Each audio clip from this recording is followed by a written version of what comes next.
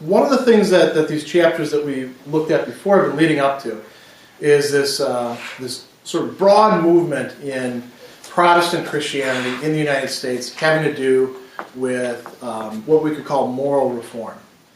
And you've had some of this if you took an American history class in high school.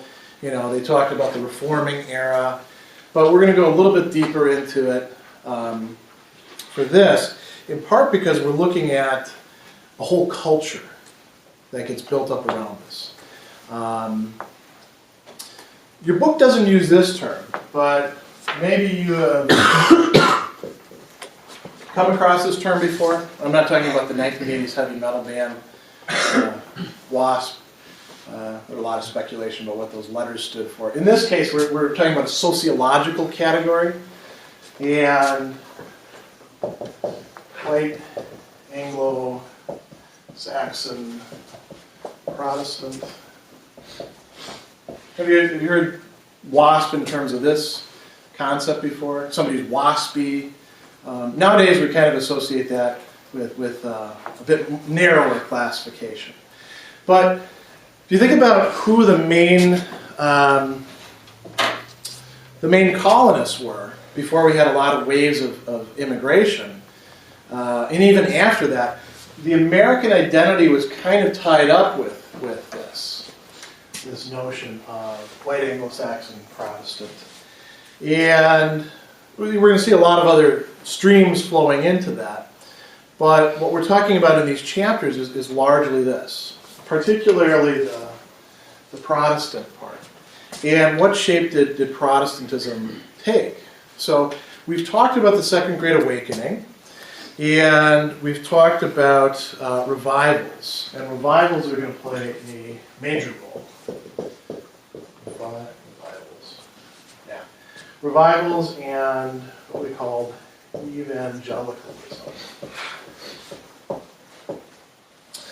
Your book talks about this contrast at the beginning of the chapter. And what's the contrast between what they call an organic society? Is this a term that you guys are familiar with, an organic society where everybody sort of knows their place, things are sort of set out, the rules may not actually be written down, but everyone knows more or less what the rules are. Does this sound familiar? There's some settings like this in your own lives.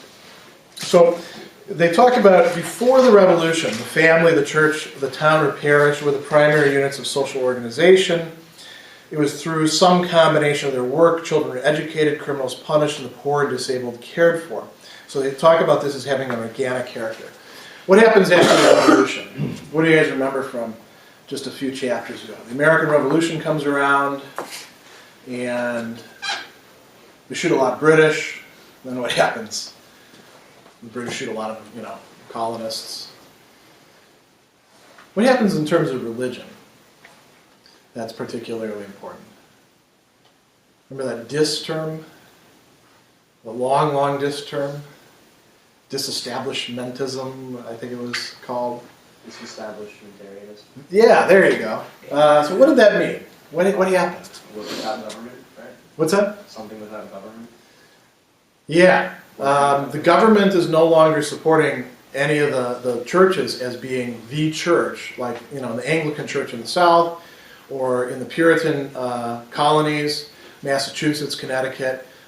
They were state churches for a while, which meant that they were actually supported by taxes.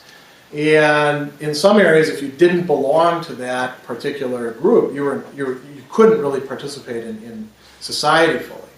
That disappears after the American Revolution. It takes a little while in some places. So what we have going on is, like they talk about, disestablishment of the churches, growing mobility and pluralism in the broader society. Pluralism just means there are a lot of different types of people, a lot of different voices. This begins to break down, this organic society. So what's going to replace it? They talk about people sort of no longer being forced to conform to what it was that the Puritans wanted or the Anglicans wanted. Instead, they get to decide for themselves. So which churches are going to grow? The churches that can actually appeal to the most people. This is a theme that we're going to see running throughout all these later chapters. Revivals play a major role in that. What do revivals do? They get people worked up, and they get them to start thinking in terms of their own conversion and their own spiritual state. Revivals are kind of unstable, though. How many of you have ever, this is not going to be about religion, how many of you have ever tried to change a bad habit that you had? Yeah, I think more than just you have done that. Right? I think a lot of people in the class have done that. Maybe you tried to lose weight, maybe you tried to start exercising regularly, maybe you tried to stop swearing. What are other things? Quitting smoking, that's a really tough one. I've known people who have quit smoking 20, 30 times, which means they didn't really quit. What does it take? A revival would be sort of like that moment when you get all worked up and you feel like you're on the right track. Like, remember around New Year's, you start making resolutions? I'm gonna exercise every day from now on. I'm getting myself a gym membership, and I'll be at the gym. I'll do it every morning because it'll be the great way to start my day. And you get really excited about this. Start already seeing yourself as in shape and able to do whatever it is that you want to do. You start to envision that in your mind. Now, what's the reality about 2 weeks later? In your experience. What's that? You gained weight. You gained weight. Why would you have gained weight? Because you just ate figuring you were going to lose the weight anyway? How many times do you think you probably went to the gym if you made a resolution like that? A couple times, got yourself the card to get in. So you need something more than enthusiasm. You need something to consolidate that. And they talk about, in this chapter, pitching all this energy to another notion, which is that of reform.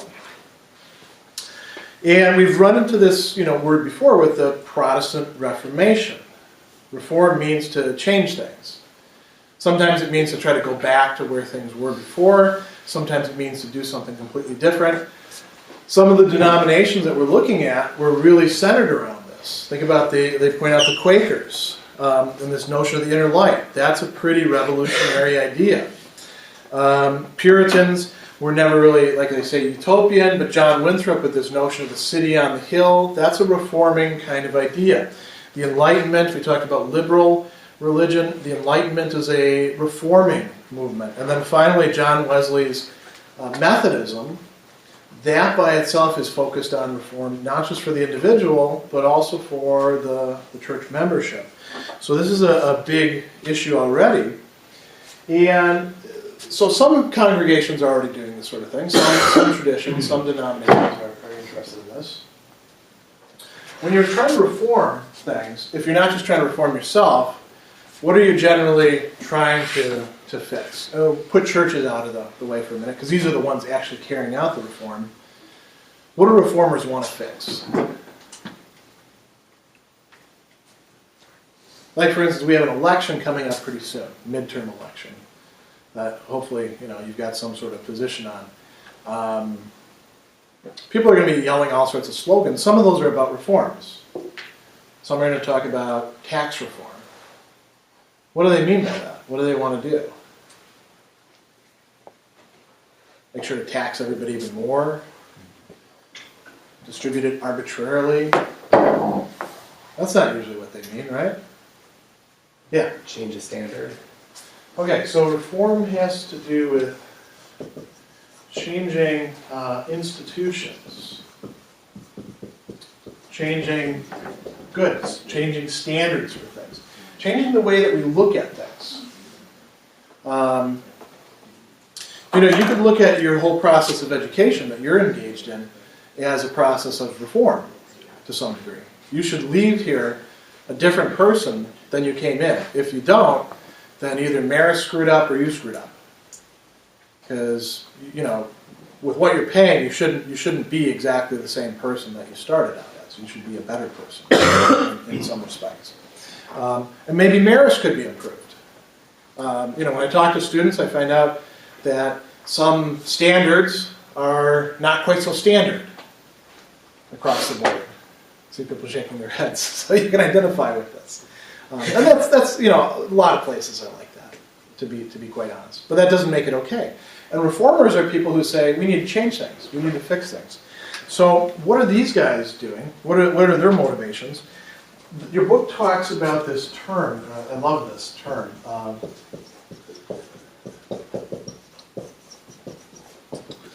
The Benevolent Empire. Usually when we think of an empire, we're thinking about, conquest and politics and that sort of thing. An empire means a system of ruling, a system of determining. And the benevolent empire, if it's a benevolent one, it means that it's wishing everybody well. It's trying to make everybody have a better condition, make them happy. The benevolent empire is a sort of catchphrase for this entire network of independent but interrelated societies, all of which are focused on reform, that we're running through Protestantism in America. This is a particularly, and you might say peculiarly American thing, to have all these enterprises going on that are not governmental. A lot of other people would look to the government to carry out reform. Instead, Americans, like Alexis de Tocqueville pointed out, Americans associate with each other, and they do it from the ground, from the bottom up, so to speak, what we call grassroots. So, your book talks about a number of different shapes that this took, with these informal system of interlocking directorates binding the empire together, many of which are run by laymen, often have support by evangelical businessmen. And what's the real goal of all that? That's talking about the structure of it. What we're interested in, what are these people about? I mean, it's one thing to talk about reform, but you got to actually say what you're aiming at, or else it doesn't go anywhere. This is one of the problems, by the way, with Occupy Wall Street. Nobody could actually, including them, could actually figure out what exactly they wanted. That's why it kind of fizzled out, even though it had Occupy movements in other places. This was a common criticism, even of people within the movement. You actually have to stand for something and say, we want to make these changes. So what were the kinds of changes that the people involved in this benevolent empire wanted to do? One that the book talks about is fostering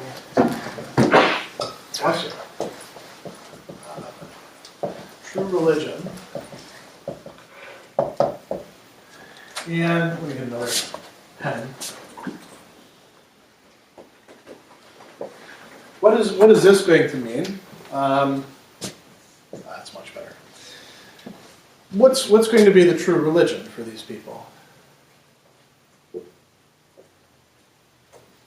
A, Islam. B, Judaism. C, give you a hint, it starts with a C. What is it? Remember, these are Protestants, yeah. Is it Catholicism? No, they're actually going to, in many respects, be anti-Catholic. And we'll talk about that when we get to the next chapter. Christianity, and specifically Protestant Christianity, Protestant Christianity, and more or less an evangelical type of Protestant Christianity, seen as being the way to connect with God, to live a godly life. So your book talks about all these different societies that are founded to try to make this happen. The American Bible Society is a great example. What are they about? Bibles. What do you think they're doing with the Bibles? They're printing them, and then once you've printed them, send them out everywhere. If your view is that it's important that people actually have access to the Bible, be able to read it for themselves, then they actually have to have it in their hands. So you're doing a good thing by sending it out there. Bless you. Another thing that they talked about is missionary work.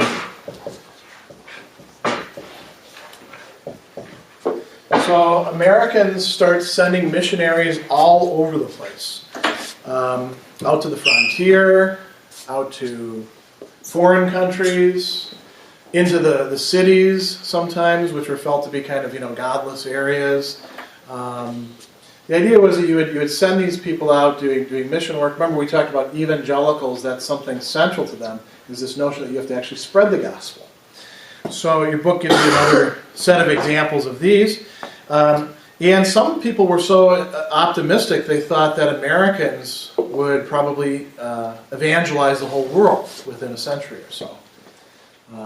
Didn't really happen that way. There's some other things that intervened, but you can get a sense of what these people were focused on. And then they talk about, the book talks about objects of benevolence. That's this term, benevolent empire. So when you see this term benevolence, do you associate it with anything? When we have, benevolent associations for police, for firemen, what does that actually mean? It's not a term we use much, benevolent. It was very common back then, yeah. Like a desire to do good or a good deed or an act of... Exactly, yeah. Not just doing it, but wanting to. That's where the volence, meaning from the will, comes from. So this spirit of doing good. And they talk about these societies that arise to minister to, for example, sailors. Why sailors? Because sailors usually had a pretty lousy life and also were pretty good drinkers, yes, and all sorts of other things. I was going to say they're pretty good grounds for mission work, in part because their life is so secular. So they thought, well, these are the people that we need to go out and do outreach to. Prostitutes. They had societies set up just to try to rescue women from prostitution. Reclaimed drunkards. Sometimes sailors and drunkards might overlap, like you just pointed out. And why did they do this? Because they felt that this was part of the sort of gospel imperative. And what they're aiming at by carrying out reform is conversion of individuals and reform of institutions. Your book talks about them trying, and this is the really big picture item, the eventual achievement of a Christian America.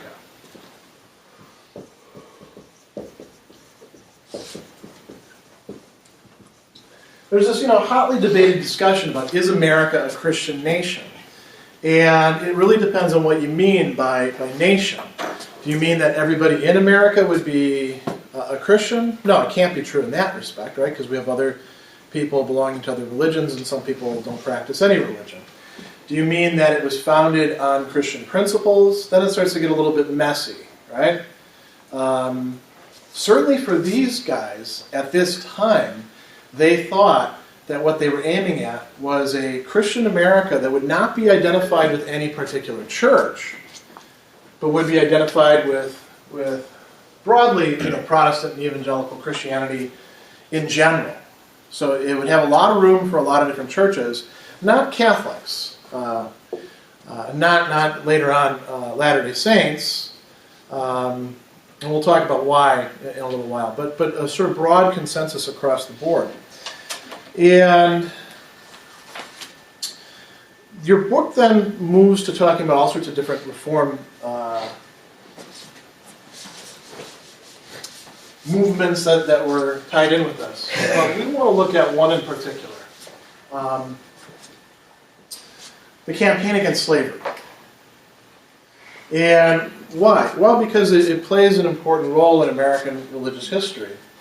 So, let me put a few things up here. We have this guy, William Garrison. And we have this guy, Theodore Dwight Weld. And then we have Harriet Beecher Stowe. And there's a lot more going on than just these individuals, but I'm going to use these as sort of emblems for what's happening. So Garrison is a Quaker. And the Quakers, very early on, were pretty anti-slavery. They're sort of ahead of the curve. And why? Because, remember we've talked about the equality of human beings. Slavery is a direct affront on equality, isn't it? And they were against coercion. Did slavery generally involve some measure of coercion? Almost always. So the Quakers are not going to be for that. William Garrison, William Lloyd Garrison, he's the spokesperson for what the book calls immediatism. That means that slavery not only needs to be abolished, it needs to be abolished now, right away. Everything that's based on slavery needs to go. And why? Because it's a direct affront to what God wants from human beings. So he says if the Constitution sanctions slavery, then the Constitution itself is evil and has to be discarded. He called it a covenant with death and an agreement with hell. And now notice what he's actually using there. He's using biblical language. If you read the Gospels and the letters, you will find this language being used. So the Garrisonians really get the ball moving with these anti-slavery societies. Remember, reform would take the form of associating and getting together and saying, we're going to change things. So you have these anti-slavery societies that develop. Some of them kind of split apart in part over issues of should they be aiming at immediate change or gradual change. Notice what the other big difference in these societies is. How active can women be in it? Women were quite often in Quaker life at the forefront of this. So some of the anti-slavery societies are allowing women to have a very great role. Some of them are not allowing them to have much of a role at all. Weld is associated with this perfectionist wing of the movement. And this is coming from Wesley.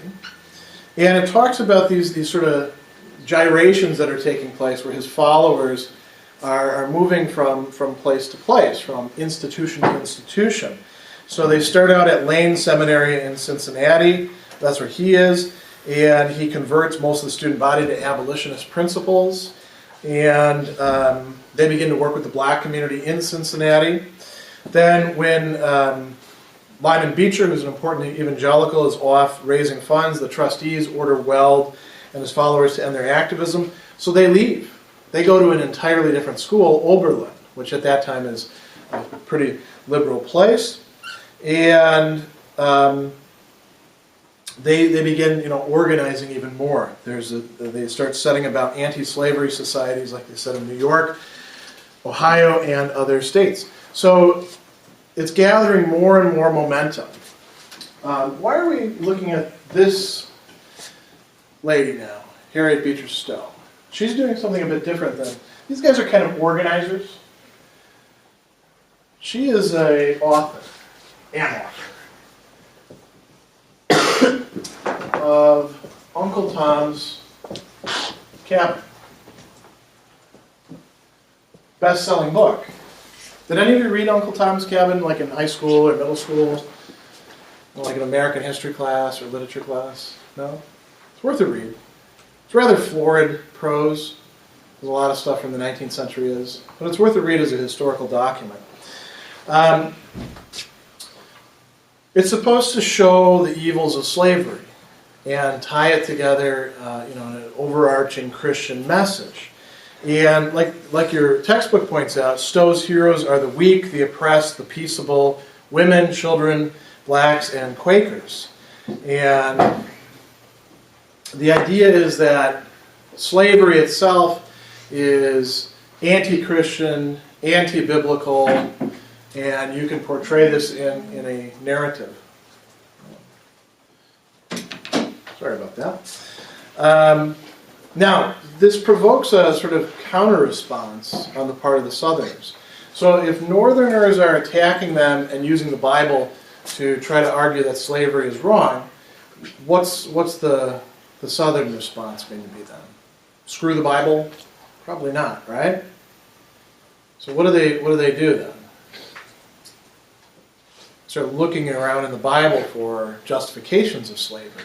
And they start, your book mentions just one of these, God's curse on Noah's son's Ham. And if you read like the book of Genesis, you'll see there's this discussion in there about God cursing Ham, and then in the 19th, even in the 18th century, they would try to figure out, well, where did these people actually go to? Who's the founder of which races? And nobody takes this stuff seriously now, except for a few people really on the fringes. But at that time, it was felt to be sort of an origin story of races. So the Southerners would use justifications like that. And there was slavery in biblical times. You guys know about that, right? There's actually provisos in the Jewish law about slavery. So they would look to those things. And the Bible's being used for both sides. Ultimately, who's going to win? Well, we know, right? The North, because there's going to be a civil war that's going to actually split the entire nation, not only over slavery, although that was really a major part of it. Did you guys, when you were in high school, American history class, did you have to write the essay on the causes of the Civil War on your tests? Do they still do that? People have different lists, like the 18 different causes of the Civil War, or that sort of business. Did they do that for you guys? No? What did they tell you about the Civil War then? Bad time, North beat the South. Is that pretty much it? I don't know, because I'm not a high school teacher. So, in any case, the Civil War really splits things up, doesn't it? And notice it actually splits up churches. The three main churches that end up getting split up because of this are the Baptists, the Methodists,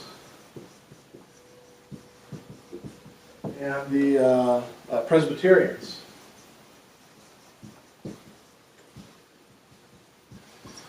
And some of these splits actually occur before the Civil War takes place. Some of them have to do with where missions are going and how money is being spent. The Baptists never get back together.